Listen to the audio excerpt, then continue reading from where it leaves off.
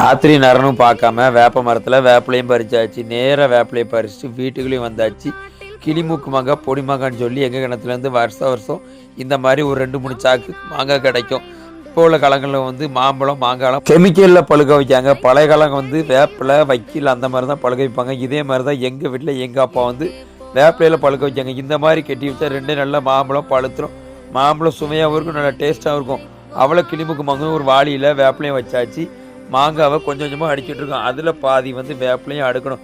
அப்போ தான் அந்த வெக்கை வந்து தனியாக வந்து மாம்பழம் பழுக்கும். அப்போ தான் ருசி கொடுக்குன்னு சொல்லி பழைய காலத்தில் இந்த மாதிரி நம்ம முன்னோர்கள் இப்படி தான் பழுக்க வச்சுருக்காங்க. இப்போ உள்ள காலங்களில் வந்து கெமிக்கல் வச்சு பழுக்க வச்சாங்க. இந்த மாதிரி மாம்பழம் வந்து நமக்கு சாப்பிட்டா ருசியாகவும் இருக்கும். 4 பேருக்கு நம்ம கொடுத்தாலும் மாம்பழம் எப்படி பாருன்னு சொல்லி அவ்வளோ டேஸ்ட்டாகவும் இருக்கும்.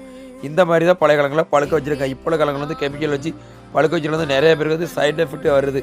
வைக்கல் வச்சு பழுக்கிறதும் நிறைய பேர் வச்சாங்க. எங்கள் வீட்டில் நாங்கள் இந்த மாதிரி வேப்பிலை தான் பழுக்க வைப்போம். ஃபுல்லாக வந்து மாங்காவை வாளியில் ஃபுல்லாக வச்சாச்சு. வேப்பிலையும் வச்சு நம்ம சாக்கை வச்சு கட்டியாச்சு. 2-3 நாள் நம்ம கெட்டி வச்சோம்னா போதும். மாம்பழம் சும்மா சூப்பராக இருக்கும்.